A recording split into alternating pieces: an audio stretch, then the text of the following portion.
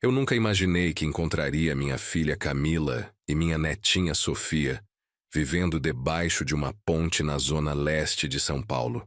Enquanto isso, Rodrigo, meu genro, postava fotos em restaurantes caríssimos e dirigia um carro importado. Quando descobri a verdade por trás dessa separação, percebi que o homem que eu achava ser um bom marido era na verdade um monstro. Mas antes de continuarmos, confira se você já está inscrito no canal e escreva nos comentários de onde você está assistindo este vídeo. Meu nome é Luiz Pereira, tenho 63 anos e trabalho há 40 anos como chaveiro no bairro da Muca. Minha oficina fica numa esquina movimentada, perto da avenida principal, e durante todos esses anos construí uma vida simples, mas honesta. Acordava às 5:30 da manhã, abria a oficina às 7 e ficava até às 6 da tarde consertando fechaduras, fazendo cópias de chaves e atendendo os clientes do bairro que me conheciam pelo nome. Minha esposa Marta faleceu há 7 anos de câncer de mama. Foi um período terrível que deixou um buraco enorme na minha vida. Camila era nossa única filha, e depois que Marta se foi, ela se tornou tudo para mim. Via nela os olhos da mãe, o jeito doce de falar, a risada que iluminava qualquer ambiente. Quando Camila conheceu Rodrigo, há 8 anos, achei que tinha encontrado um bom homem. Ele era vendedor de uma concessionária de carros de luxo na Zona Sul, sempre bem vestido, falava bonito, trazia flores quando vinha jantar em casa. Parecia educado, respeitoso. Eu trabalhava de sol a sol para dar um casamento decente para minha filha, e quando Sofia nasceu 2 anos depois, pensei que minha família estava completa novamente. Mas há 3 anos, tudo desmoronou. Foi uma noite de sábado, lembro perfeitamente. Eu estava terminando de jantar quando Camila apareceu na minha porta com Sofia no colo. A menina tinha apenas 3 anos na época. Minha filha estava com o rosto inchado de tanto chorar, o cabelo despenteado, e trazia apenas uma sacola de supermercado com algumas roupas. "Pai, não aguento mais", ela disse com a voz embargada. "O Rodrigo não me quer mais. Ele disse que encontrou outra pessoa." Senti meu sangue ferver. Apertei os punhos com tanta força que as juntas estalam. Aquele homem que eu recebi na minha casa, que eu ajudei quando precisou, estava abandonando minha filha e minha neta. "Onde está esse desgraçado agora?" Perguntei tentando controlar a raiva que subia pela garganta. Camila balançou a cabeça, as lágrimas escorrendo sem parar. "Ele saiu de casa faz 2 semanas. Alugou um apartamento na Vila Olímpia. Disse que precisa de espaço, que nossa relação acabou, que não sente mais nada por mim." Abracei minha filha enquanto Sofia, assustada com o choro da mãe, começou a choramingar também. Peguei a netinha no colo e senti meu coração se apertar. Aquela criança inocente não merecia passar por isso. "Fica aqui comigo, filha. Vocês duas vão morar comigo. Vamos resolver isso juntos." Camila ficou morando no quartinho dos fundos da minha casa, o mesmo quarto onde ela cresceu. Eu transformei parte da sala em um espaço para Sofia. Comprei uma caminha infantil, alguns brinquedos. Mesmo com o meu salário apertado, fiz o possível para que elas se sentissem seguras. Durante os primeiros meses, Rodrigo aparecia de vez em quando para ver Sofia. Sempre com pressa, sempre com desculpas. Começou a atrasar a pensão alimentícia. Primeiro 1 semana, depois 2, até que simplesmente parou de pagar. Camila tentou conversar com ele várias vezes, mas ele sempre desligava o telefone ou não respondia às mensagens.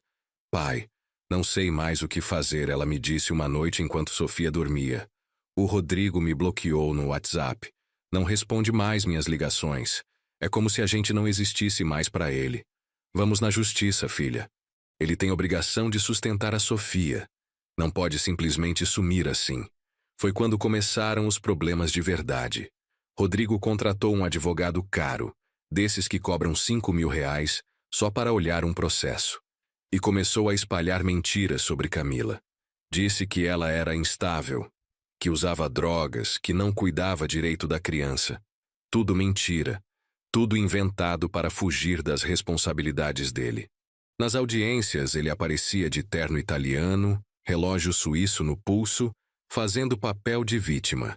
Dizia que queria ver a filha, mas que minha filha impedia. Mais mentiras. Camila nunca negou visita. Era ele que não aparecia, que inventava desculpas. A situação piorou quando Rodrigo começou a namorar Patrícia, uma mulher 10 anos mais nova que conheceu na academia. Ela vinha de família rica, pai dono de uma rede de postos de gasolina. De repente, Rodrigo começou a ostentar nas redes sociais. Fotos em restaurantes caros, viagens para Cancún, posts de carros importados. Um dia, não aguentei mais. Fui até a concessionária onde ele trabalhava. Era um showroom enorme, cheio de carros que custavam mais do que minha casa inteira. Rodrigo estava conversando com um cliente quando me viu entrar. A expressão dele mudou na hora. "Seu Luiz, o que faz aqui?" Ele perguntou tentando manter a pose profissional. Mas eu vi o incômodo nos olhos dele. "Vim falar com você sobre a pensão da Sofia. Você está devendo 3 meses. Minha neta precisa comer, precisa de fraldas, de remédio."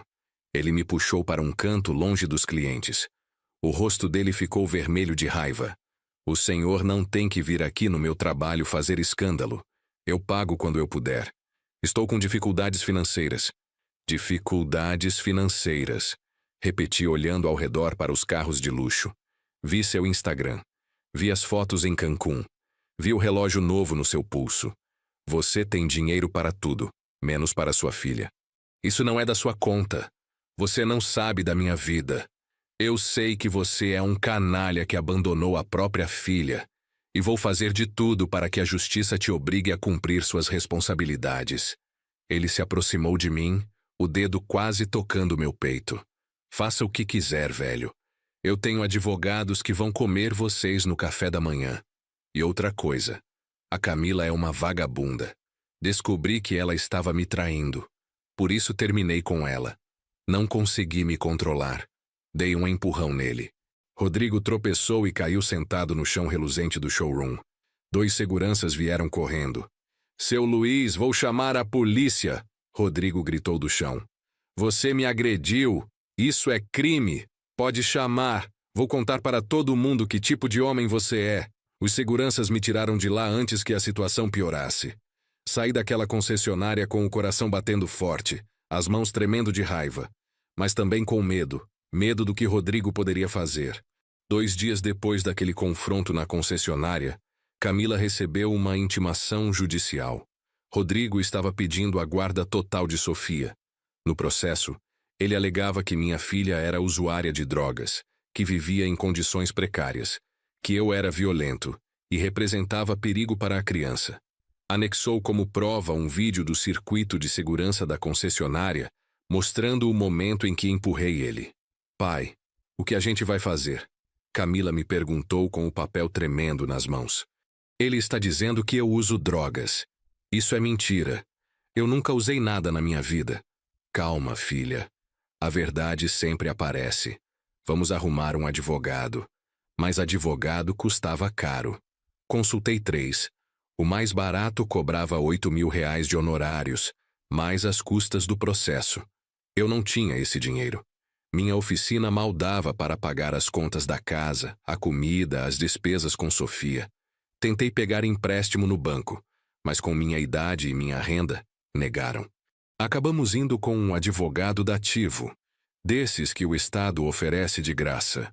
Era um rapaz novo, recém-formado, que atendia 50 casos ao mesmo tempo.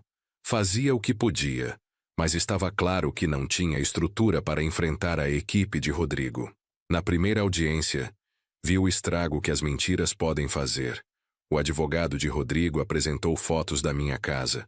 Eram fotos antigas, tiradas de ângulos que faziam parecer que vivíamos num barraco caindo aos pedaços. Mostraram a pequena rachadura na parede da sala, o portão enferrujado, o quintal com mato crescido porque eu não tinha tempo de cuidar. Meritíssima, a criança vive em condições insalubres. O advogado disse com voz impostada. A mãe não tem renda própria. Depende de um senhor de idade que mal consegue se sustentar. Além disso, há relatos de que a requerida faz uso de substâncias ilícitas. Isso é mentira, Camila gritou se levantando. Eu nunca usei drogas na minha vida. A juíza bateu o martelo pedindo ordem. Minha filha começou a chorar, e aquilo só piorou nossa situação. Parecia que estávamos perdendo antes mesmo de começar. O advogado de Rodrigo continuou. Meu cliente, ao contrário, tem condições financeiras estáveis, mora em apartamento adequado, está em novo relacionamento sério com uma mulher de bem. Ele pode oferecer à menor um futuro digno, educação de qualidade, oportunidades que a mãe simplesmente não pode proporcionar. A situação ficou ainda pior quando o advogado de Rodrigo apresentou um laudo médico. Dizia que Camila havia sido submetida a um exame toxicológico que detectou presença de cocaína no sangue. Senti meu mundo desabar quando vi aquele papel. Camila ficou branca. Isso é impossível, ela sussurrou. Eu nunca fiz esse exame. Isso é falso. O advogado dativo pediu para analisar o documento. Realmente havia algo estranho. A data do exame era de um dia em que Camila estava comigo na oficina o dia inteiro. Eu lembrava claramente porque era aniversário de morte da Marta, e passamos o dia juntos organizando flores no cemitério. Meritíssima. Esse laudo precisa ser investigado. Nosso advogado argumentou. A data não confere. A requerida não poderia ter feito esse exame. Mas a juíza determinou que seria feita uma perícia, e isso levaria meses. Enquanto isso, como medida cautelar, Sofia teria que ficar sob guarda provisória do pai. Camila poderia visitar apenas 2 vezes por semana, por 2 horas, sempre com a presença de uma assistente social. Minha filha quase desmaiou quando ouviu a decisão. Não, não, ela gritava. Minha filha precisa de mim. Ela tem só 3 anos. Não pode me tirar minha filha. Tive que segurar Camila para ela não avançar na direção da juíza. Os seguranças já estavam se aproximando. O advogado me fez um sinal para que saíssemos dali rapidamente. Lá fora, no corredor do fórum, Camila desabou no meu colo. Chorava tanto que mal conseguia respirar. Pai, eles vão levar minha filha. O que eu faço? O que eu faço? Não consegui responder porque eu mesmo estava destruído. Aquele sistema que deveria proteger as famílias estava nos esmagando. Um homem com dinheiro podia comprar mentiras, forjar documentos, e a justiça acreditava porque ele tinha boa aparência e um advogado caro. Uma semana depois, numa sexta-feira chuvosa, uma assistente social apareceu na minha casa para buscar Sofia. A menina estava brincando com bonecas no chão da sala quando bateram na porta. Quando percebeu que iriam levá-la, começou a gritar. Não quero ir. Quero ficar com a mamãe. Quero ficar com o vovô. Camila agarrou Sofia com tanta força que a assistente social teve que chamar reforço. 2 oficiais de justiça entraram na casa. Era uma cena degradante, humilhante. Minha filha implorando, minha neta chorando desesperada.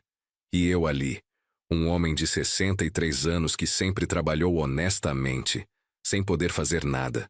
Por favor, não levem minha filha. Camila suplicava de joelhos. Ela precisa de mim. Eu sou a mãe dela. Senhora, entendemos sua dor, mas é ordem judicial.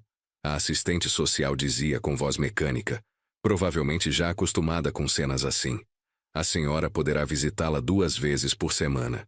Tentei segurar Camila enquanto arrancavam Sofia dos braços dela. A menina gritava tanto que os vizinhos saíram nas janelas para ver o que estava acontecendo. Sentia vergonha, raiva, impotência.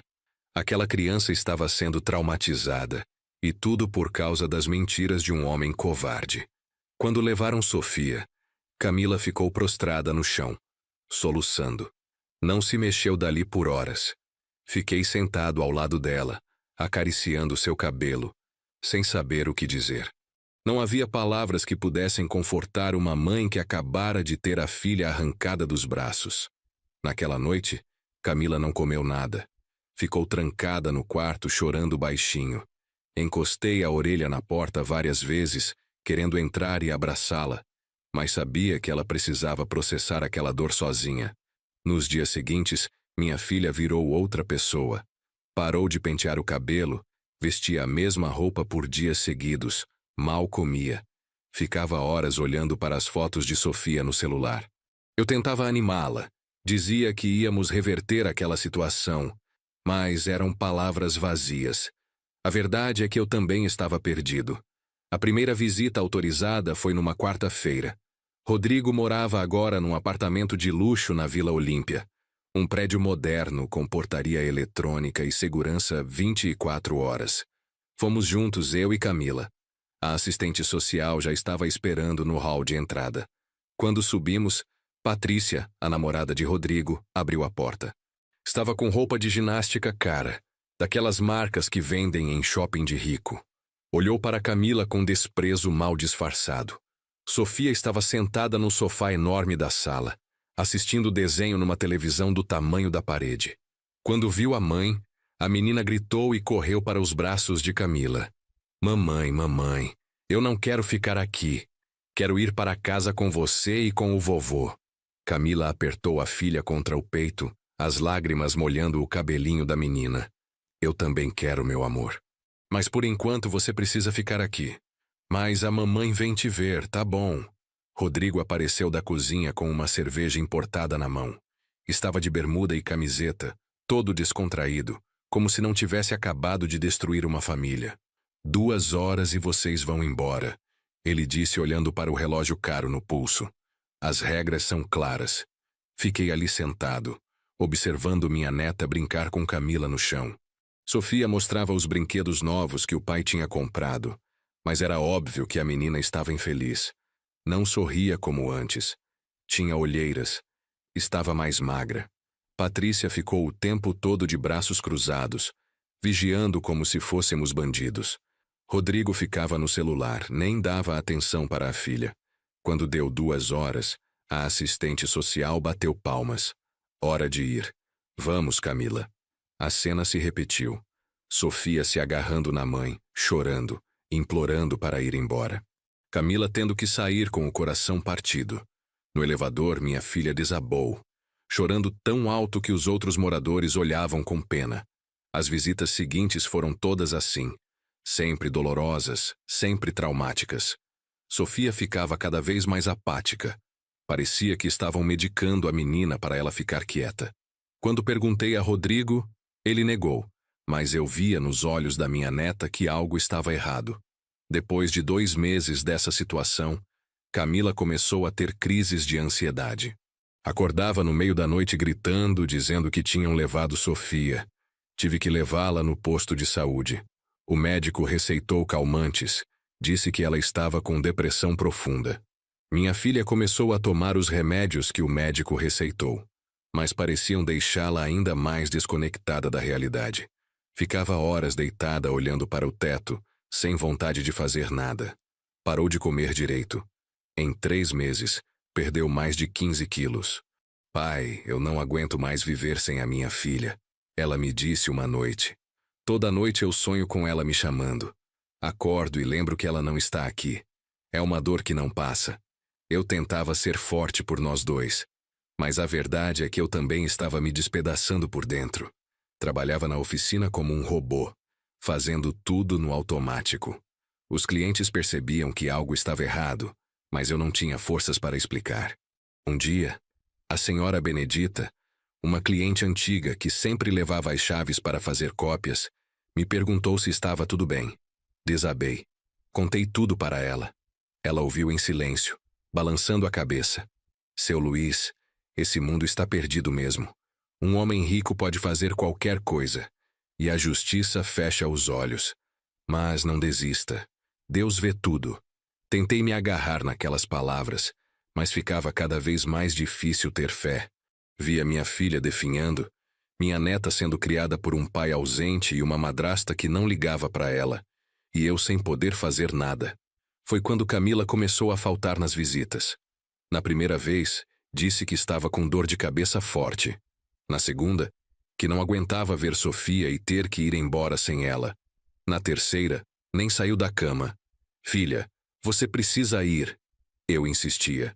A Sofia precisa de você. Se você não for, pode parecer que está abandonando ela. Mas Camila estava tão afundada na depressão que não conseguia nem reagir. Chamei o médico em casa. Ele aumentou a dose dos remédios, mas disse que o problema dela não era só químico, era emocional. Ela precisava da filha de volta. Fui sozinho na visita seguinte. Sofia perguntou pela mãe. Vovô, cadê a mamãe? A mamãe está doentinha, meu amor. Mas ela te ama muito. Mandou um beijo enorme. Sofia ficou calada, abraçando a boneca. Aquela criança de 4 anos já tinha nos olhos uma tristeza que não devia existir. Depois daquela visita, fui falar com Rodrigo. Esperei a assistente social ir embora e bati na porta do apartamento dele novamente. Patrícia atendeu com cara de poucos amigos. O que quer agora, seu Luiz? Preciso falar com o Rodrigo. É sobre a Sofia. Ele não quer falar com você. É urgente. Por favor. Rodrigo apareceu atrás dela com cara de aborrecido. Que foi agora? A Camila não está bem. Ela precisa da filha dela de volta. A Sofia também não está bem. Você não vê que essa situação está destruindo todo mundo. Ele deu uma risada seca. A Camila não está bem porque é fraca. Sempre foi. E a Sofia está ótima aqui. Tem tudo o que precisa. Escola particular, roupa de marca, brinquedos. Coisas que você nunca poderia dar para ela. Criança não precisa de roupa de marca. Precisa da mãe. E a mãe dela está morrendo de tristeza. Rodrigo se aproximou, o rosto ficando vermelho. Sabe qual é o problema, seu Luiz? Vocês acham que só por ser pobre tem mais direito. Mas não é assim que funciona. Eu tenho dinheiro, tenho estrutura, posso dar uma vida melhor para a minha filha. E vou dar, queira você ou não. Você não dá nada para ela além de brinquedos. Quando foi a última vez que brincou com a Sofia?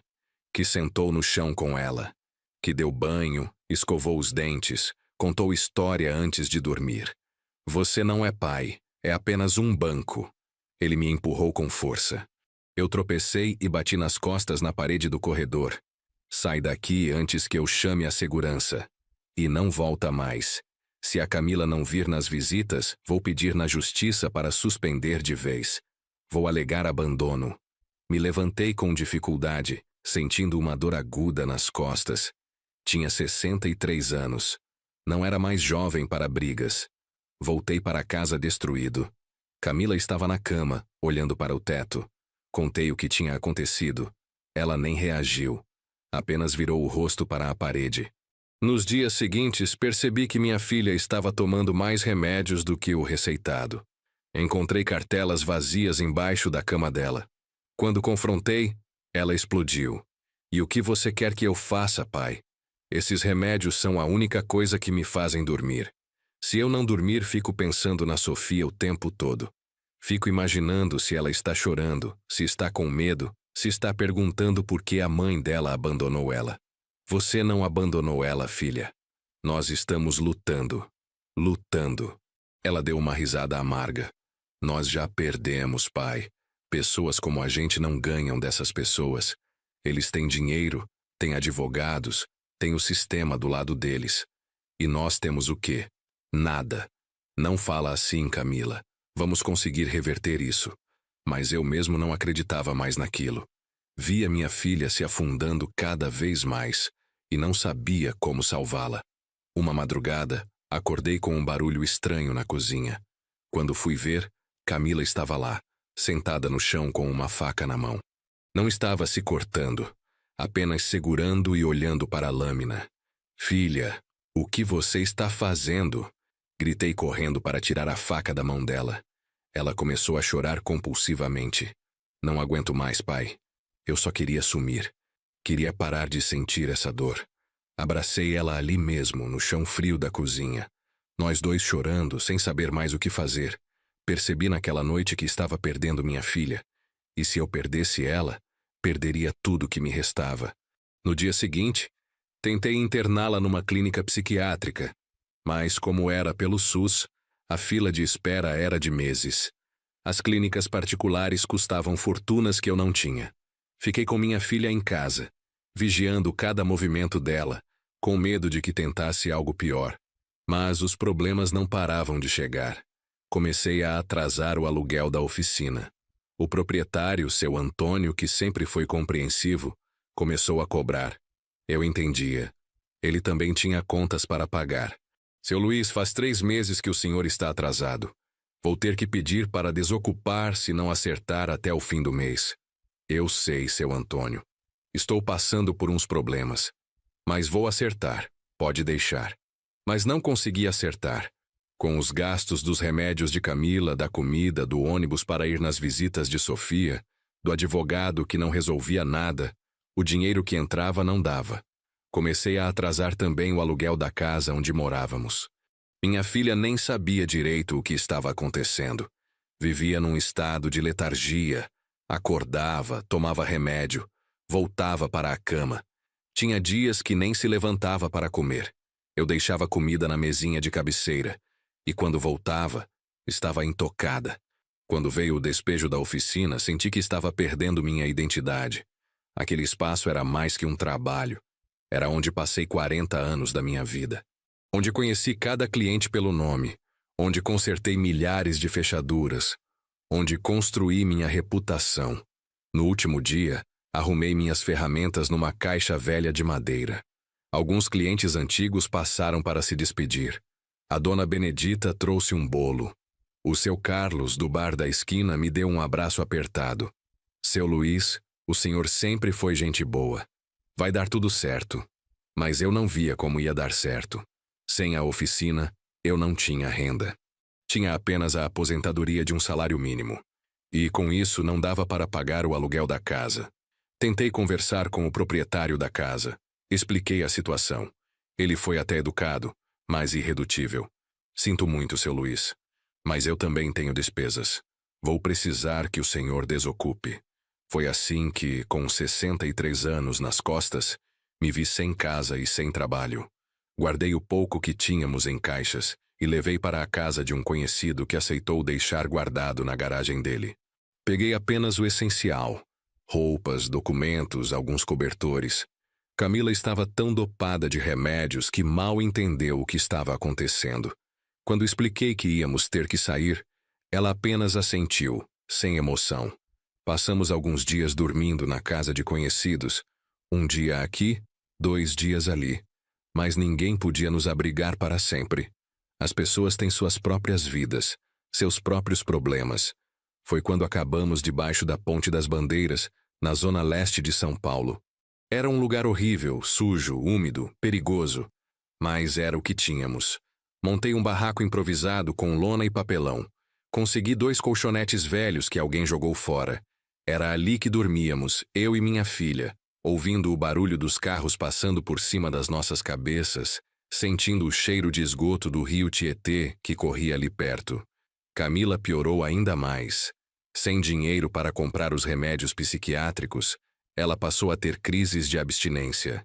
Tremia, suava frio, gritava no meio da noite. Eu tentava acalmá-la, mas era impossível.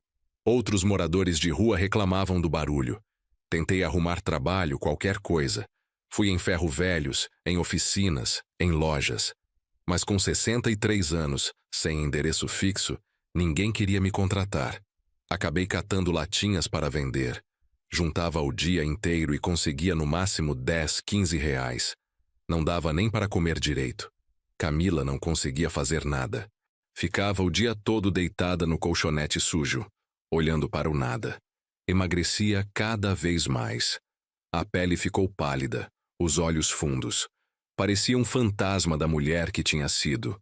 Pedi ajuda em igrejas, em postos de assistência social. Mas as filas eram enormes, os recursos escassos. Conseguia às vezes uma cesta básica, um cobertor. Pequenas misericórdias que não resolviam o problema maior. O pior era saber que Sofia estava crescendo sem a mãe, pensando que tinha sido abandonada. As visitas tinham sido suspensas porque não tínhamos como ir. Não tínhamos dinheiro para o ônibus, não tínhamos roupas limpas para vestir. Rodrigo usou isso contra nós no processo, alegando abandono voluntário. À noite, debaixo daquela ponte fria, eu olhava para minha filha dormindo inquieta e me perguntava onde tinha errado. Trabalhei a vida inteira honestamente. Criei minha filha com dignidade. E agora estávamos ali, como se fôssemos lixo descartado pela sociedade. Depois de 2 meses morando na rua, Juntei dinheiro suficiente para pegar 2 ônibus até a Vila Olímpia. Consegui roupas doadas num bazar de igreja e dei banho em Camila numa torneira pública. Ela estava tão apática que tive que vesti-la como se fosse uma criança. Não tínhamos mais direito legal de visitar Sofia, mas eu precisava tentar. Precisava que minha neta soubesse que não tínhamos abandonado ela, que ainda existíamos. Quando chegamos no prédio luxuoso onde Rodrigo morava, o porteiro nos barrou na entrada. "O senhor tem autorização para subir? Sou o avô da Sofia, a filha do Rodrigo que mora no apartamento 806. Ele olhou para nós com desprezo mal disfarçado. Viu nossas roupas doadas, o cheiro que não saía mesmo depois do banho, os cabelos desarrumados de Camila. "Vou ligar para confirmar. Aguardem ali." Ficamos esperando do lado de fora, no calor escaldante do meio-dia. Depois de 15 minutos, o porteiro voltou. "O morador disse que vocês não têm mais autorização para visitas. Pediu que se retirem ou ele vai chamar a polícia." Senti meu peito apertar. Camila começou a chorar baixinho. "Por favor, só quero ver minha filha. Só 1 minuto. Só para ela saber que a mãe dela não esqueceu dela." O porteiro já estava pegando o telefone quando Camila começou a gritar. Um grito desesperado, selvagem, que veio do fundo da alma dela. "Sofia! Sofia, meu amor! A mamãe está aqui! A mamãe não te abandonou!" Ela tentou passar pelo porteiro, mas ele a segurou. Outros seguranças vieram correndo. Camila debatia-se, continuava gritando o nome da filha, as lágrimas escorrendo pelo rosto. "Sofia! Minha filha! Por favor, deixem eu ver minha filha!" Moradores começaram a aparecer nas janelas. Alguns filmavam com os celulares. Vi quando, lá no 8º andar, uma janela se abriu. Era Sofia. Minha netinha apareceu por um segundo, olhando para baixo, antes de alguém puxá-la de volta e fechar a cortina. Camila tinha visto também. Esticou os braços na direção do prédio. "Sofia, a mamãe te viu, meu amor. A mamãe te ama." Os seguranças nos empurraram para fora do condomínio. Camila caiu de joelhos na calçada, soluçando tão alto que as pessoas que passavam paravam para olhar. Alguns com pena, outros com nojo. Ajudei minha filha a se levantar. Ela mal conseguia caminhar. Tive que praticamente carregá-la até o ponto de ônibus. No caminho de volta para a ponte, ela não disse uma única palavra. Apenas chorava em silêncio. Naquela noite, quando pensei que ela estava dormindo, ouvi um murmúrio baixo. Camila estava rezando. "Deus, se o Senhor existe, por favor, me leva. Eu não aguento mais. Só te peço que cuida da minha Sofia. Não deixa ela esquecer que a mãe dela amava ela." Fingi que estava dormindo, mas chorei em silêncio. Minha filha estava implorando para morrer, e eu não sabia como salvá-la. Uma semana depois daquele episódio no condomínio, Camila começou a ter febre alta. No início, achei que era só um resfriado. Debaixo da ponte era úmido, frio à noite, fácil de ficar doente. Mas a febre não baixava. Tentei levá-la no posto de saúde mais próximo. Pegamos 100 às 5 da manhã e ficamos esperando até meio-dia. Quando finalmente fomos atendidos, o médico examinou rapidamente, disse que era virose, receitou dipirona. Mas não melhorou. A febre continuava alta. Camila começou a tossir, uma tosse seca e dolorida que não parava. Vi quando ela cuspia e tinha sangue no catarro. "Filha, isso não está certo. Precisa fazer exame." Mas fazer exame significava ficar em fila de hospital público, e Camila não aguentava nem ficar sentada. Deitava no colchonete sujo, tremendo mesmo com 2 cobertores por cima. Pedi ajuda para outros moradores de rua. Um senhor chamado João, que vivia ali há anos, me deu alguns comprimidos que disse que ajudavam com febre. Mas não adiantou nada. Camila começou a delirar. Chamava por Sofia, conversava com pessoas que não estavam ali, às vezes gritava com medo de coisas que só ela via. Fiquei desesperado.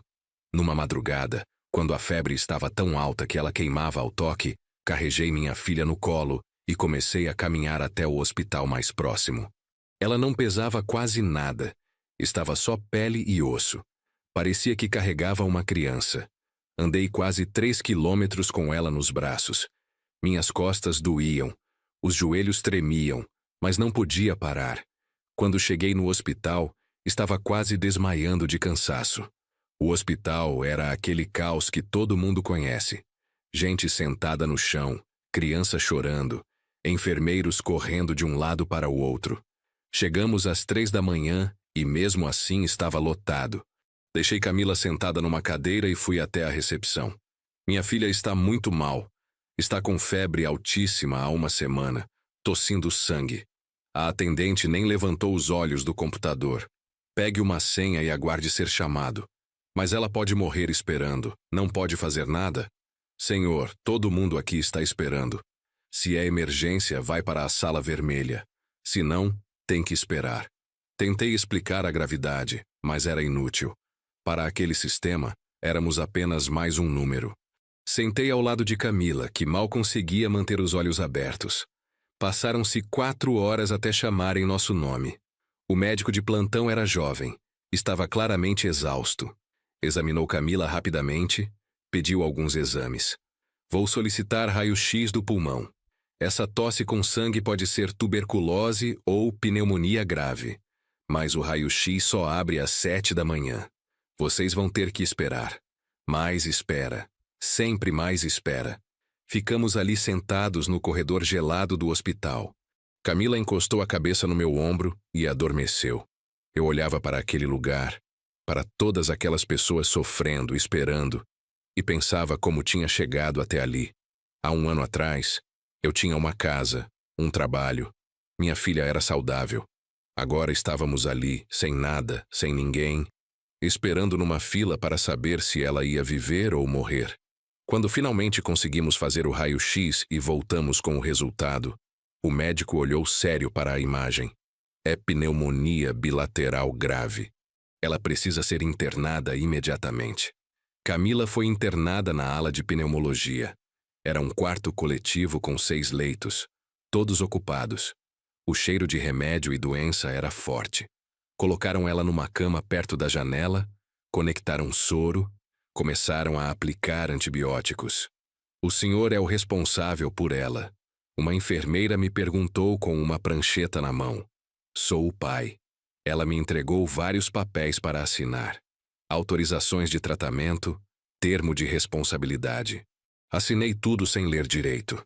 Desesperado para que começassem a tratar minha filha logo. O senhor pode ficar até às 8 da noite. Depois tem que sair. Acompanhante só pode um. E precisa ter autorização especial. Fiquei ali o dia inteiro, sentado numa cadeira desconfortável ao lado da cama de Camila. Ela dormia a maior parte do tempo, o corpo finalmente relaxando depois de tanto sofrimento. De vez em quando acordava, olhava para mim e sussurrava: Pai, a Sofia. Onde está a Sofia? A Sofia está bem, filha. Você precisa se cuidar primeiro. Mas ela voltava a dormir antes que eu terminasse a frase. A febre começou a baixar no 2º dia de internação. No 3º, ela já estava mais lúcida. Conseguia comer um pouco do mingau que o hospital oferecia. Foi quando perguntou sobre Sofia de novo, dessa vez com os olhos completamente despertos. Pai, faz quanto tempo que eu não vejo a minha filha? 2 meses, filha. Ela começou a chorar. Ela deve achar que a mãe dela abandonou ela. Deve estar com raiva de mim. Não, Camila. A Sofia é pequena ainda, mas ela entende. Quando você melhorar, vamos encontrar um jeito de ver ela. Mas não tinha jeito. Rodrigo tinha conseguido na justiça a guarda total. Camila não tinha mais direito nem a visitas. Éramos oficialmente nada na vida de Sofia. No 5º dia de internação de Camila, enquanto estava sentado na sala de espera do hospital, recebi uma ligação de um número desconhecido. Atendi desconfiado. Alô? Seu Luiz? Aqui é a Patrícia. Era a namorada de Rodrigo. Senti meu estômago embrulhar. Ela nunca tinha ligado para mim antes. O que foi? É sobre a Sofia. Ela não está bem. Não quer comer, não quer brincar. Fica o dia inteiro perguntando pela mãe. O Rodrigo não sabe mais o que fazer. Senti uma raiva subindo. Ah, agora querem ajuda. Quando arrancaram a menina dos braços da mãe, quando espalharam mentiras, quando botaram a gente na rua, estava tudo bem. Mas agora que a menina está dando trabalho, vem pedir ajuda. Eu entendo sua raiva, mas não é sobre nós. É sobre a Sofia. Ela precisa ver a mãe. A mãe dela está internada com pneumonia grave. Por causa de tudo que vocês fizeram. A Camila quase morreu. E sabe por quê? Porque perdeu a vontade de viver quando tiraram a filha dela. Houve um silêncio do outro lado. Sinto muito. Eu não sabia que estava tão ruim assim. Não sabia? Vocês nunca quiseram saber. Só queriam se livrar da gente. Patrícia respirou fundo. Olha, eu admito que o Rodrigo exagerou. Mas ele fez isso porque realmente achava que era melhor para a Sofia. Ele não é um monstro, seu Luiz. Ele só é um homem fraco que tomou decisões erradas. Ele é um covarde que abandonou a própria família. Eu sei. E agora a Sofia está pagando o preço. Ela chora toda noite. Não dorme. Ontem a escola ligou dizendo que ela bateu em um coleguinha. Isso não é normal. Ela precisa da mãe. Fiquei em silêncio por um momento, processando aquilo. Parte de mim queria desligar na cara dela. Mas outra parte, a parte que era avô e que amava Sofia acima de tudo, sabia que precisava pensar na menina. O que vocês querem? Eu queria saber se a Camila poderia ver a Sofia. Mesmo que seja aqui em casa, só uma vez, para a menina ver que a mãe não abandonou ela. A Camila está internada. Não pode sair do hospital. E se a gente levasse a Sofia aí? Aquilo me pegou de surpresa. Vocês trariam a Sofia aqui? Sim. Amanhã se der. O Rodrigo não sabe que estou ligando. Mas eu vou convencer ele. A Sofia precisa disso. Desconfiei. Seria uma armadilha? Mais uma forma de Rodrigo usar a situação contra nós? Mas ao mesmo tempo, era a chance de Camila ver a filha, de Sofia ver a mãe. Não podia desperdiçar. Está bem.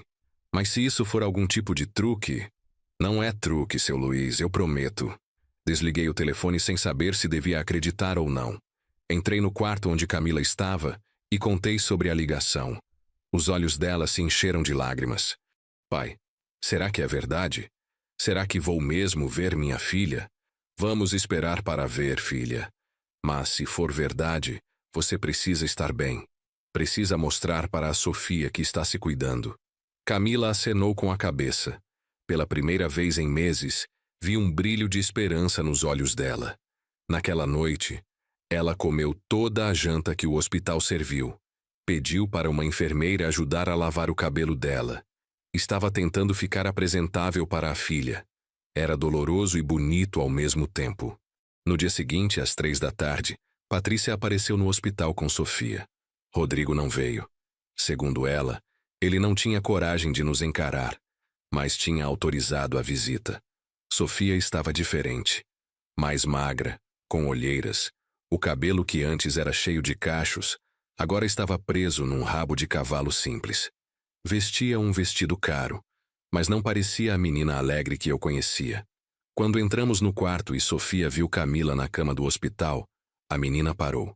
Ficou olhando para a mãe como se não tivesse certeza se era real. Mamãe. A voz saiu tão baixinha, tão cheia de dúvida. Camila estendeu os braços, as lágrimas já escorrendo. Meu amor, vem aqui com a mamãe. Sofia correu. Subiu na cama do hospital e se jogou nos braços de Camila. As duas choravam, se abraçavam tão forte que pareciam querer se fundir numa pessoa só. Mamãe, eu pensei que você não queria mais eu. Não, meu amor. Nunca. Nunca. A mamãe sempre quis você. Sempre amou você.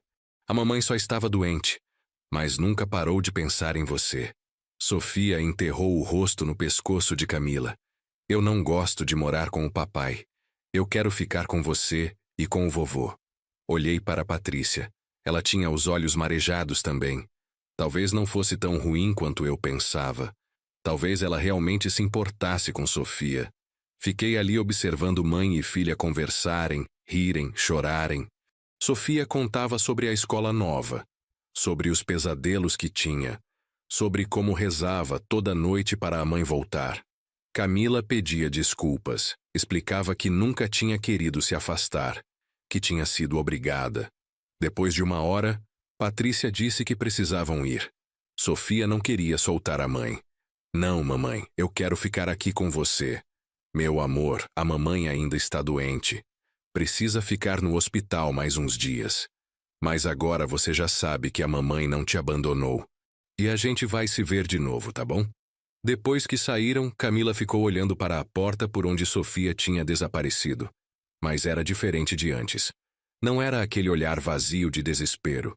Era um olhar de determinação. Pai, eu preciso melhorar. Preciso sair daqui e buscar minha filha de volta. Não importa o que eu tenha que fazer. Vamos conseguir, filha. Você vai ver. Nos dias seguintes, Camila se recuperou rapidamente. Comia direito, fazia os exercícios que a fisioterapeuta recomendava, tomava todos os remédios. Em 1 semana, recebeu alta. Quando saímos do hospital, não tínhamos para onde ir. A ponte ainda era nossa única opção. Mas Camila não reclamou. Chegamos no nosso barraco de lona e ela simplesmente se deitou no colchonete e disse: Vai dar certo, pai. Eu sinto que vai dar certo. 2 dias depois, Patrícia ligou novamente. Seu Luiz, eu conversei com o Rodrigo. Convenci ele a deixar vocês verem a Sofia regularmente. Aos sábados, se vocês quiserem. Eu não acreditava no que estava ouvindo. Por que você está fazendo isso?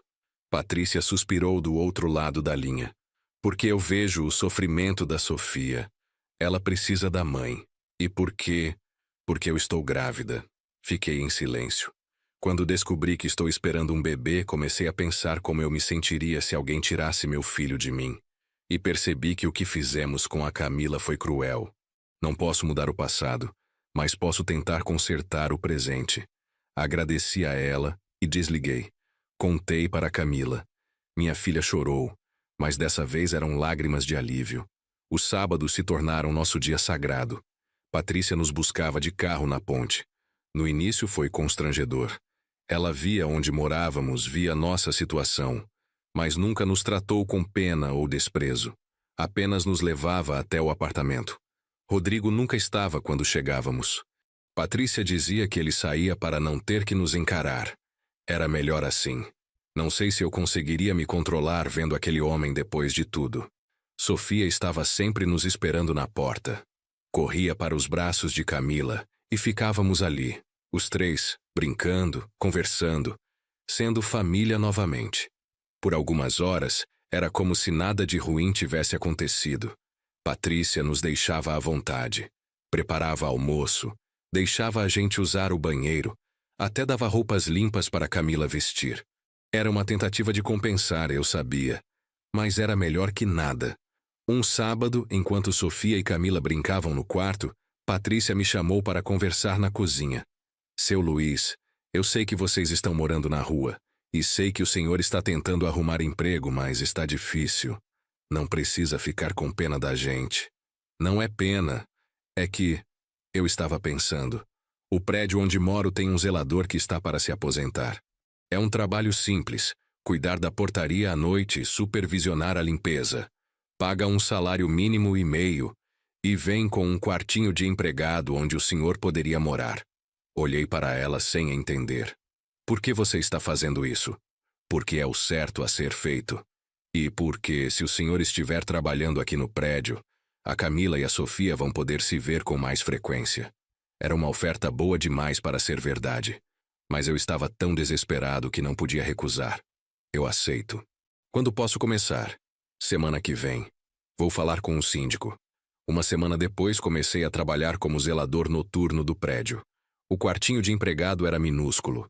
Mal cabia uma cama de solteiro. Mas tinha banheiro, água quente, era limpo. Depois de meses dormindo debaixo da ponte, parecia um palácio. Trouxe Camila para morar comigo. Ela dormia na cama. Eu dormia num colchonete no chão. Não ligávamos. Tínhamos um teto sobre nossas cabeças. O trabalho era tranquilo. Ficava na portaria das 10 da noite às 6 da manhã. Controlava a entrada e saída de pessoas. Atendia entregas, mantinha o lugar seguro. Durante o dia, dormia algumas horas e depois procurava trabalho extra para juntar dinheiro. Camila começou a melhorar visivelmente. Com um lugar para morar, comida regular e a esperança de ver Sofia sempre, ela voltou a sorrir. Engordou alguns quilos, o cabelo cresceu, os olhos voltaram a ter vida. Patrícia cumpriu a palavra. Sofia vinha nos visitar quase todo dia depois da escola. Descia para o quartinho dos fundos do prédio e passava horas com a mãe. Faziam dever de casa juntas, assistiam desenho no celular, conversavam. Era bonito de ver. Aos poucos, minha neta estava voltando a ser a menina alegre que eu conhecia. Rodrigo continuava evitando a gente. Às vezes eu o via entrando ou saindo do prédio, mas ele fingia que não me reconhecia.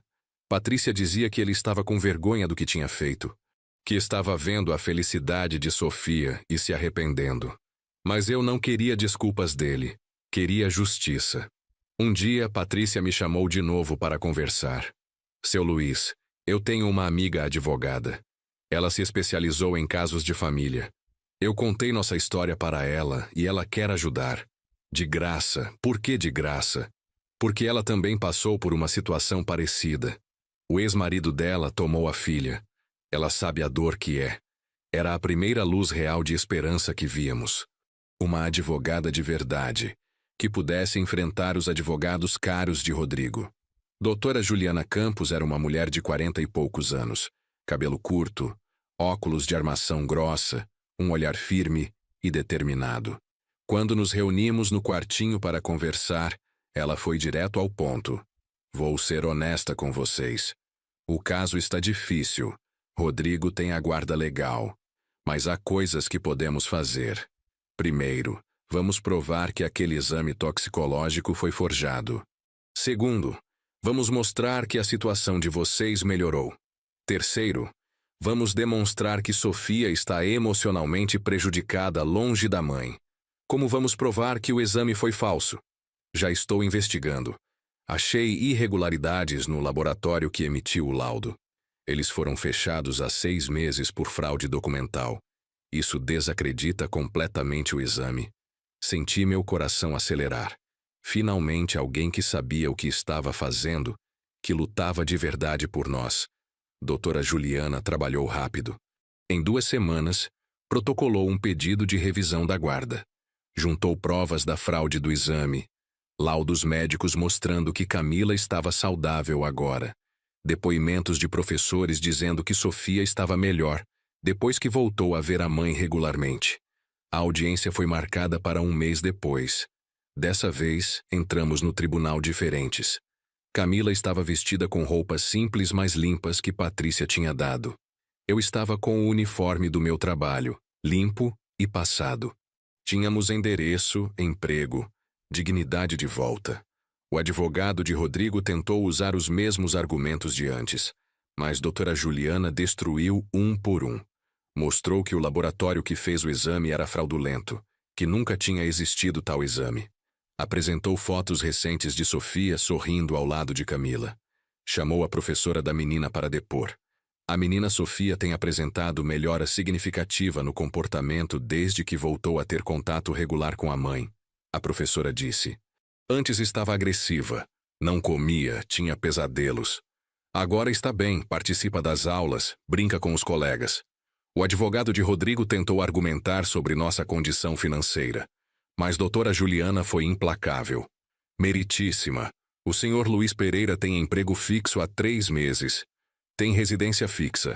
Já a senhora Camila está se recuperando de uma depressão profunda causada justamente pela separação abrupta da filha. Além disso, gostaria de apresentar um fato novo ao processo. Ela abriu uma pasta e tirou alguns documentos. Descobrimos que o senhor Rodrigo Santos está sendo investigado pela Receita Federal por sonegação de impostos. Há também uma denúncia na Justiça Trabalhista por assédio moral a funcionários. Esse é o homem que alega ser mais apto a criar uma criança? Rodrigo, que estava sentado ao lado do advogado dele, ficou vermelho. Nunca tinha visto ele tão desconfortável. A juíza pediu um intervalo de 30 minutos para analisar os documentos. Quando voltou, tinha uma expressão séria. Analisei cuidadosamente todas as provas apresentadas. A juíza começou. E fica claro que houve irregularidades no processo anterior. O exame toxicológico apresentado é de procedência duvidosa e será desconsiderado. Além disso, vejo que a menor Sofia tem se beneficiado do contato com a mãe. Senti Camila apertar minha mão com força. Portanto, determino o seguinte: a guarda continuará com o pai, Rodrigo Santos, mas estabeleço guarda compartilhada. A mãe, Camila Pereira, terá direito a visitas supervisionadas 3 vezes por semana, com possibilidade de pernoite nos finais de semana alternados. Após 6 meses, faremos uma nova avaliação para decidir sobre a guarda definitiva.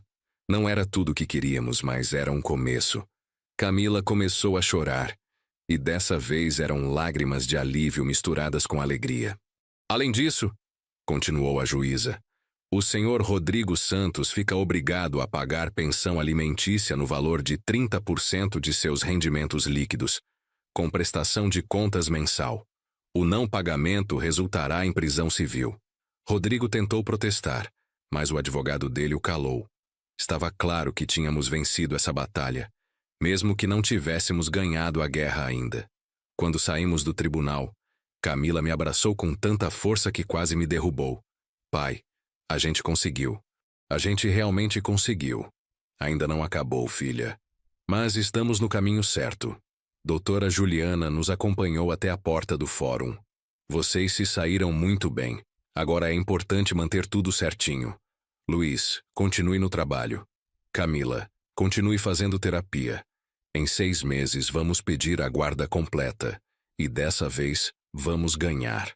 O primeiro final de semana que Sofia passou conosco no quartinho foi uma mistura de alegria e desafio. O espaço era minúsculo, mas fizemos funcionar.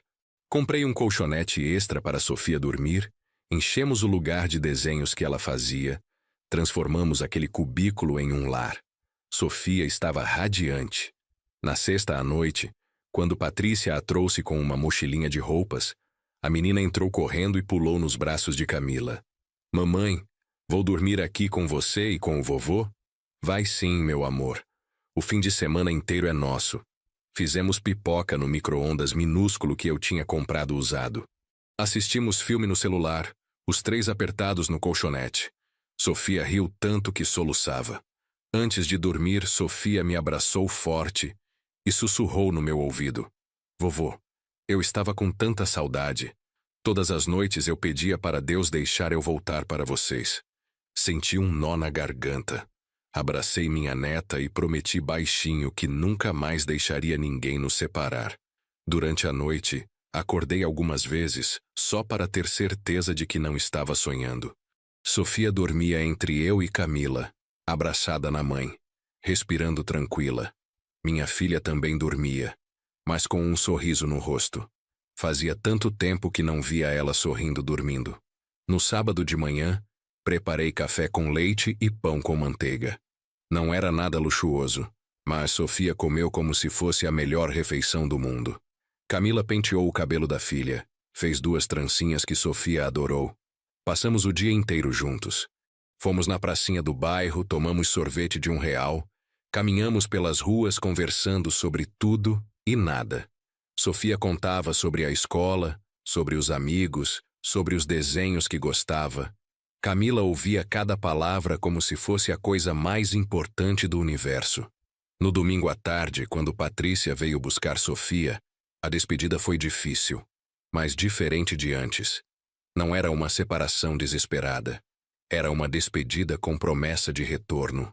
Semana que vem eu volto, mamãe. Volta sim, meu amor. E daqui a pouco a gente vai ficar junto para sempre. Os meses seguintes foram de reconstrução lenta, mas constante. Continuei trabalhando como zelador noturno e consegui alguns trabalhos extras durante o dia, consertando fechaduras para os moradores do prédio e dos arredores. A notícia tinha se espalhado que havia um chaveiro bom morando ali, e as pessoas começaram a me procurar. Juntei dinheiro suficiente para comprar ferramentas novas. Montei uma pequena bancada no quartinho. Nos horários livres, entre um serviço e outro, voltei a fazer o que sempre amei: trabalhar com chaves e fechaduras. Camila conseguiu um emprego meio período numa padaria perto do prédio. Começou trabalhando no caixa, depois aprendeu a fazer pães. O dono, seu Paulo, era um homem bom que conhecia nossa história através de Patrícia. Todo mundo merece uma segunda chance, ele me disse quando contratou Camila. Sua filha é trabalhadora e honesta. É isso que importa. Com os dois trabalhando, conseguimos juntar um pouco de dinheiro. Não era muito, mas era nosso. Ganhado com dignidade, com suor, com trabalho honesto. Sofia continuava passando os finais de semana conosco. A cada visita, ficava mais claro que a menina era mais feliz com a gente. Rodrigo cumpria com a pensão porque era obrigado, mas raramente via a filha. Patrícia contava que ele trabalhava até tarde, viajava muito, estava sempre ocupado demais. Ele mudou depois que o bebê nasceu. Patrícia me confidenciou um dia. Está focado no filho novo. É como se a Sofia fosse um capítulo fechado da vida dele. Aquilo me enchia de raiva e tristeza ao mesmo tempo. Raiva por Rodrigo ser tão covarde e egoísta. Tristeza por Sofia ter um pai que não a valorizava. Um dia, a professora de Sofia me ligou pedindo para eu e Camila irmos na escola para uma reunião.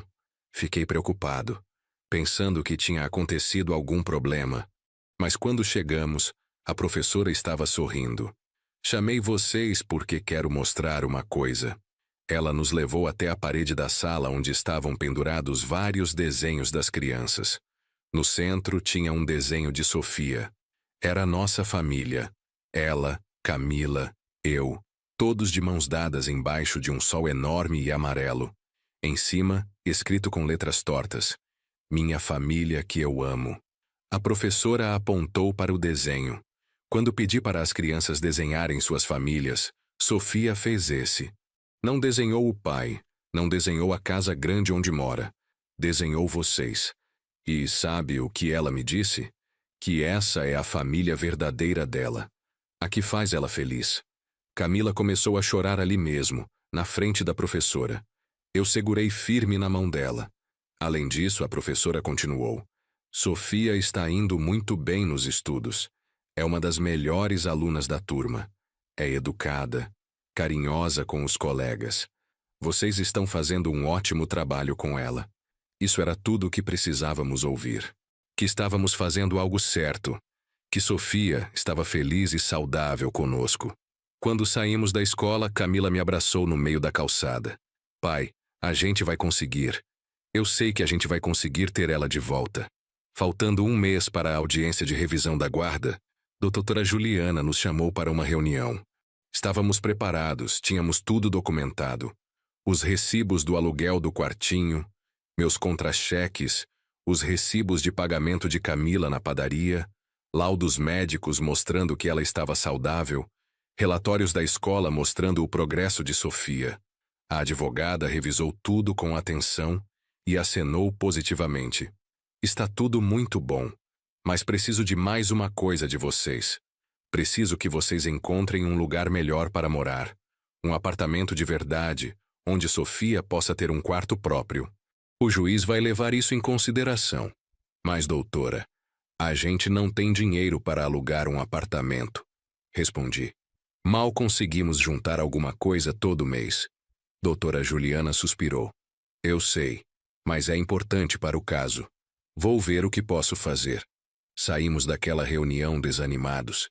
Estávamos trabalhando duro, fazendo tudo certo, mas ainda parecia que não era suficiente. O sistema continuava favorecendo quem tinha dinheiro. Naquela noite, conversei com Camila enquanto Sofia dormia entre nós. Filha, vamos ter que trabalhar ainda mais. Pegar todos os extras que aparecerem, juntar cada centavo. Em um mês não vai dar para alugar apartamento, mas pelo menos podemos mostrar que estamos tentando. Camila acenou. Vou pedir para o seu Paulo se posso fazer mais horas na padaria. Talvez trabalhar de madrugada também, fazendo os pães para o café da manhã. Não, filha. Você precisa descansar. Já passou por muita coisa. Pai, eu faço qualquer coisa para ter minha filha de volta. Qualquer coisa. No dia seguinte, algo inesperado aconteceu. Dona Cecília, uma moradora idosa do prédio que sempre foi gentil comigo, me chamou na portaria. Seu Luiz, posso falar com o senhor um minutinho? Claro, Dona Cecília. O que foi? Ela me entregou um envelope. Eu soube da sua história através da Patrícia. Sei que o senhor está lutando para ter a netinha de volta. Isso aqui é para ajudar com o aluguel de um apartamento melhor. Abri o envelope. Tinha R$ 2.000 dentro. Fiquei paralisado.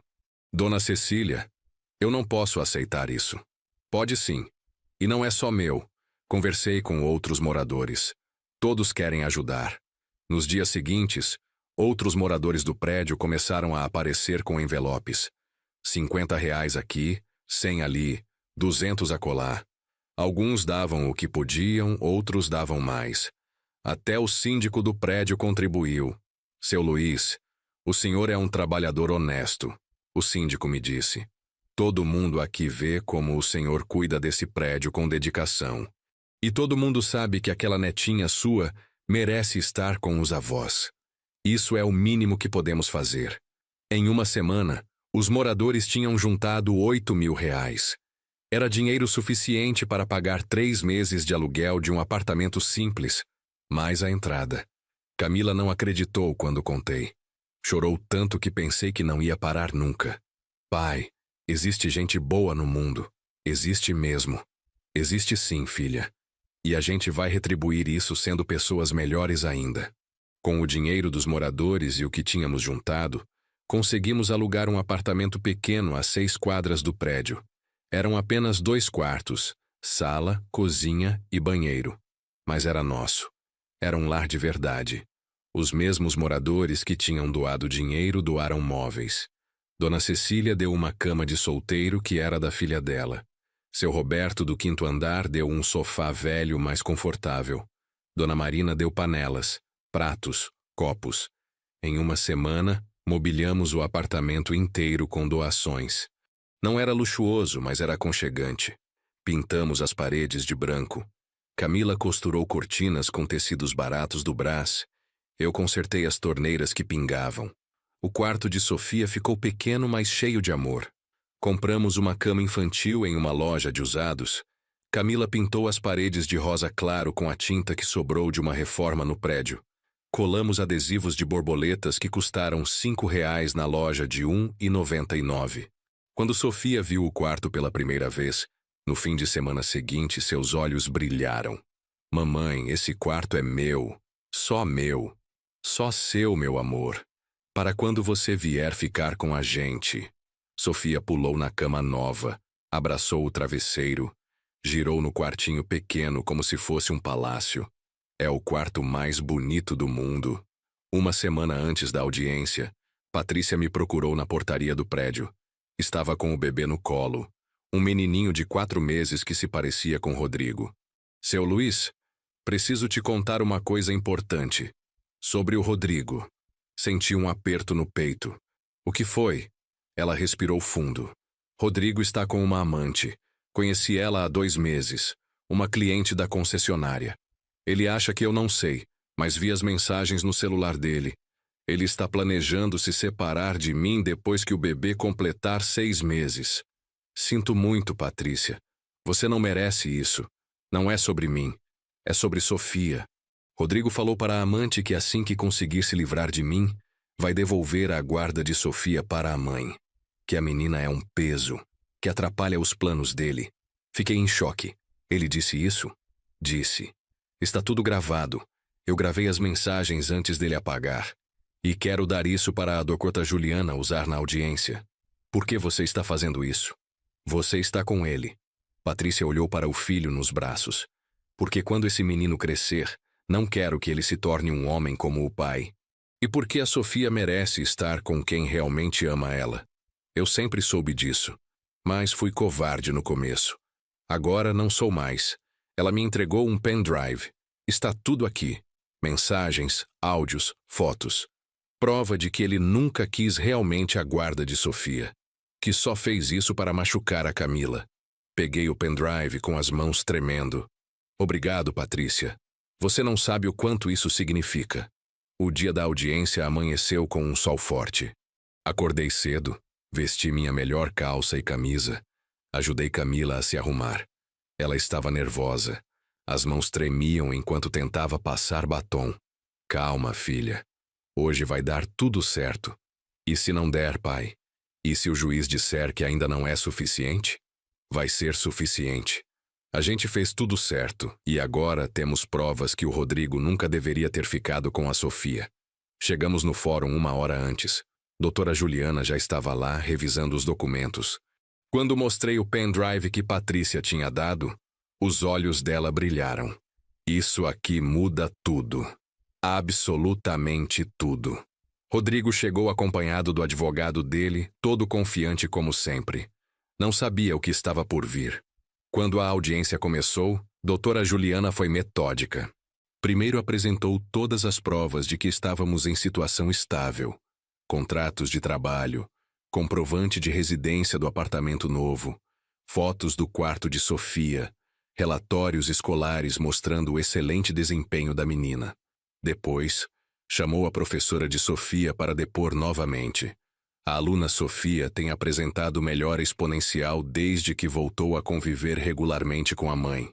Está mais feliz, mais participativa, suas notas subiram. É uma criança saudável emocionalmente. O advogado de Rodrigo tentou contra-argumentar, falando sobre a estabilidade financeira dele, sobre o apartamento luxuoso, sobre a escola particular cara onde Sofia estudava. Foi quando doutora Juliana jogou a bomba. Meritíssima, gostaria de apresentar novas provas ao processo. Provas de que o requerente, senhor Rodrigo Santos, nunca teve real interesse na guarda da menor, que utilizou a criança apenas como instrumento de vingança contra a mãe. Doutora. Juliana conectou um notebook no projetor da sala. Na tela branca da parede, começaram a aparecer capturas de tela de mensagens de WhatsApp. Mensagens entre Rodrigo e a amante. A primeira mensagem dizia: "Mal posso esperar para me livrar dessa situação toda. A Patrícia com o bebê chorando o dia inteiro e a Sofia que fica me cobrando atenção. Quero é ficar em paz com você." A resposta da amante. "E quanto à guarda da menina? Rodrigo, vou devolver para a mãe. Nunca quis ficar com ela de verdade. Só peguei para dar uma lição na Camila, para ela ver o que é perder o que mais ama." A sala ficou em silêncio absoluto. Vi o rosto de Rodrigo ficando branco. O advogado dele tentou se levantar, mas a juíza mandou sentar. "Continue, doutora Juliana." Mais mensagens apareceram. Rodrigo falando que Sofia era chata, que não tinha paciência para cuidar de criança, que só queria curtir a vida. Depois vieram os áudios. A voz inconfundível de Rodrigo dizendo: "Essa menina não para de perguntar pela mãe. Está me dando nos nervos. Assim que resolver isso da guarda, devolvo ela. Problema da Camila." Camila estava chorando ao meu lado, mas não eram lágrimas de dor. Eram lágrimas de indignação misturadas com alívio. Finalmente a verdade estava aparecendo. Doutora Juliana ainda apresentou mais provas. Fotos de Rodrigo em festas, em viagens, sempre sem Sofia. Depoimentos de funcionárias da escola dizendo que era sempre Patrícia quem buscava e levava a menina. Nunca o pai. Meritíssima, está claro que o senhor Rodrigo Santos não tem interesse real na criança. Usou o poder econômico e mentiras para tirar uma filha da mãe apenas por vingança. Isso é cruel, desumano e vai contra todos os princípios do melhor interesse da criança. O advogado de Rodrigo tentou se defender, mas estava perdido. Não tinha como negar as provas. As mensagens eram dele. A voz nos áudios era dele. Tudo estava datado e verificado. Rodrigo tentou falar, mas a voz saía trêmula. Meritíssima, Essas mensagens foram tiradas de contexto. Eu estava nervoso, frustrado. Todo pai tem momentos difíceis. A juíza o cortou com voz dura. "Senhor Santos, o senhor não teve momentos difíceis. O senhor orquestrou uma campanha sistemática para destruir a mãe da sua filha. Forjou documentos, espalhou mentiras, usou sua condição financeira privilegiada para manipular o sistema. E mais grave, usou uma criança inocente como instrumento de vingança." Doutora Juliana aproveitou o momento. Meritíssima, além de tudo isso, gostaria de informar que o senhor Rodrigo Santos está sendo investigado pela Receita Federal por sonegação fiscal. E há 3 processos trabalhistas contra ele por assédio moral. Esse é o exemplo que ele quer dar para uma criança de 6 anos? A juíza folheou os documentos na frente dela. Depois de alguns minutos que pareceram horas, ela levantou os olhos e falou com voz firme. Analisei todas as provas apresentadas, e minha decisão é a seguinte. A guarda definitiva da menor Sofia Santos Pereira fica com a mãe, Camila Pereira. O pai, Rodrigo Santos, terá direito a visitas monitoradas uma vez por semana, até que comprove mudança significativa de comportamento e real interesse no bem-estar da criança. Camila soluçou alto ao meu lado. Apertei a mão dela com força. Além disso, a juíza continuou. O senhor Rodrigo Santos fica obrigado a pagar pensão alimentícia no valor de 40% de seus rendimentos líquidos, mais plano de saúde completo e auxílio escolar. Fica também determinado o pagamento de uma indenização por danos morais no valor de R$50 mil, a ser pago em parcelas pelos prejuízos causados à família Pereira. Rodrigo se levantou bruscamente, derrubando a cadeira. Isso é um absurdo. Eu sou o pai. Tenho direitos. A juíza bateu o martelo com força. O senhor teve direitos e os usou de forma abusiva. Seja grato por ainda ter direito a visitas. Está encerrada a audiência. Quando saímos do fórum, Camila desabou no meu colo ali mesmo na escadaria. Chorava tanto, tão alto, que as pessoas paravam para olhar. Mas não era um choro de tristeza. Era um choro de libertação. A gente conseguiu, pai. A gente conseguiu. Minha filha volta para casa. Conseguimos, filha. Conseguimos. Doutora Juliana nos abraçou também, emocionada. Vocês mereciam essa vitória. Lutaram com dignidade. Trabalharam duro. Nunca desistiram. Essa vitória é de vocês. Ligamos para a Patrícia da porta do fórum. Ela atendeu no primeiro toque. Ganhamos, Patrícia. A Sofia volta para casa. Do outro lado da linha, ouvi ela chorando. Eu sabia. Eu sabia que vocês iam ganhar. Vou buscar a Sofia na escola agora e levar ela direto para vocês. Ela precisa saber. Voltamos para o apartamento novo em estado de choque. Ainda não conseguíamos acreditar que era real, que finalmente tínhamos vencido. Camila foi para o quartinho de Sofia e começou a arrumar tudo, dobrar as roupinhas, organizar os brinquedos, preparar a cama. Quando a campainha tocou, corremos para a porta. Patrícia estava lá com Sofia. A menina estava com o uniforme da escola, a mochilinha nas costas. Sofia, meu amor, Patrícia disse ajoelhando na frente dela. Tenho uma novidade muito boa para você. A partir de hoje, você vai morar com a mamãe e com o vovô. Para sempre. Sofia arregalou os olhos. Para sempre? De verdade? De verdade. Esse é o seu lar agora. Sofia largou a mochila no chão e correu para os braços de Camila. As duas caíram no chão da sala, abraçadas, chorando e rindo ao mesmo tempo. Mamãe, eu vou ficar com você para sempre? Ninguém vai me tirar mais? Ninguém, meu amor, nunca mais. Você é minha, é nossa. E ninguém nunca mais vai separar a gente. Abracei as duas ali mesmo no chão. Patrícia estava na porta também chorando, segurando o bebê. Obrigado por tudo, Patrícia, eu disse. Você nos salvou. Ela balançou a cabeça. Eu só fiz o que era certo. Desculpa ter demorado tanto. Desculpa por tudo que vocês passaram por minha causa também.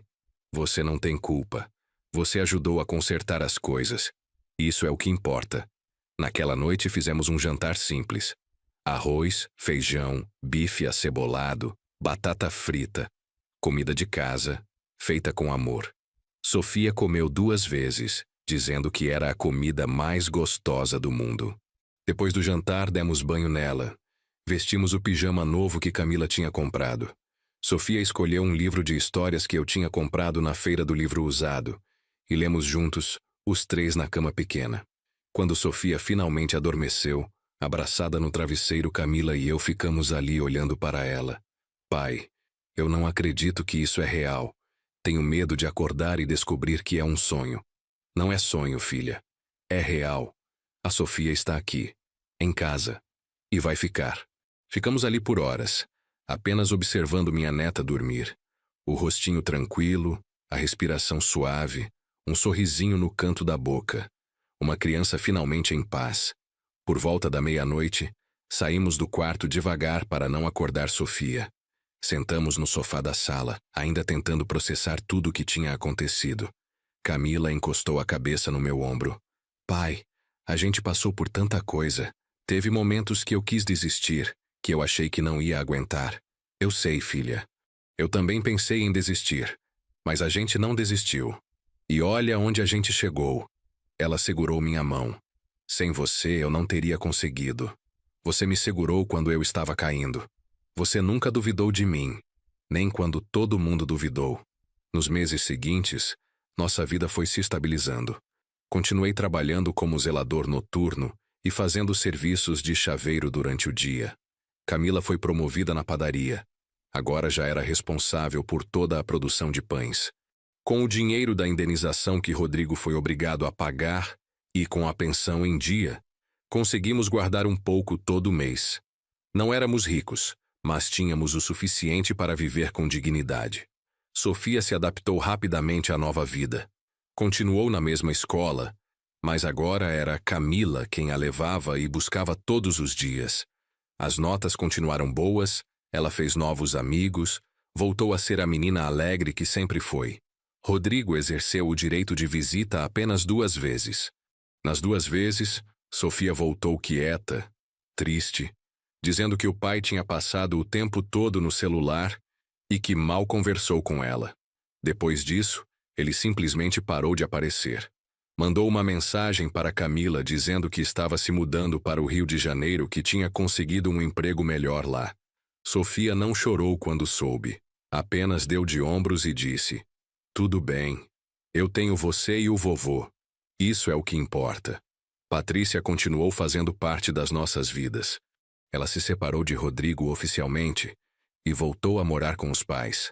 Trazia o bebê para visitar Sofia às vezes e as crianças brincavam juntas. Ela também tinha se tornado uma amiga verdadeira, alguém em quem podíamos confiar. 1 ano depois daquela audiência final, eu estava sentado no sofá da sala assistindo Sofia e Camila fazerem um bolo juntas na cozinha. Riam, se sujavam de farinha, cantavam uma música boba. Olhei ao redor do nosso apartamento pequeno. As paredes ainda tinham algumas infiltrações que eu precisava consertar. O sofá estava desgastado. A televisão era velha, mas era um lar. Era cheio de amor, de risadas, de memórias boas sendo construídas. Pensei em tudo que tínhamos passado. A separação dolorosa, a vida na rua, o desespero, a fome, o frio. Os momentos em que achei que íamos perder tudo. E pensei também em como superamos cada obstáculo, um de cada vez. Aprendi que a justiça nem sempre é rápida, nem sempre é fácil de alcançar. Que pessoas com dinheiro têm vantagens injustas. Mas aprendi também que a verdade, no final, sempre aparece. Que a persistência compensa, que o amor de uma família é mais forte que qualquer adversidade. Sofia veio correndo da cozinha com as mãos sujas de massa de bolo. Vovô, vem provar! Eu e a mamãe fizemos bolo de chocolate. Levantei do sofá e fui até a cozinha. Provei a massa crua, fingi que estava deliciosa mesmo estando muito doce. Sofia riu daquela risada cristalina que aquecia meu coração. Camila me olhou e sorriu. Um sorriso verdadeiro, cheio de vida. A mulher que estava em pé na minha frente não era mais aquela que tinha desistido de viver debaixo da ponte. Era uma mulher forte, que tinha sobrevivido ao pior e saído vitoriosa. Pai, obrigada, ela disse baixinho enquanto Sofia voltava a mexer o bolo. Pelo quê, filha? Por nunca ter desistido de mim. De nós. Abracei minha filha ali mesmo, no meio da cozinha bagunçada. Família não desiste de família, Camila, nunca. Se você chegou até aqui, obrigado por ter ouvido minha história. Sei que foi longa, sei que foi dolorosa em muitos momentos, mas precisava contar. Precisava que as pessoas soubessem que famílias como a nossa existem. Que enfrentamos sistemas injustos, preconceitos, dificuldades enormes. Mas também queria que soubessem que é possível vencer. Que quando você luta com verdade, com persistência, com amor, as coisas podem dar certo. Hoje, 3 anos depois daquela audiência final, Sofia tem 9 anos. É uma menina linda, inteligente, cheia de sonhos. Quer ser veterinária quando crescer. Camila abriu sua própria padaria pequena. Está realizando o sonho de ter o próprio negócio. E eu, aos 66 anos, continuo trabalhando como chaveiro. Mas agora tenho uma pequena oficina de novo. Não somos ricos.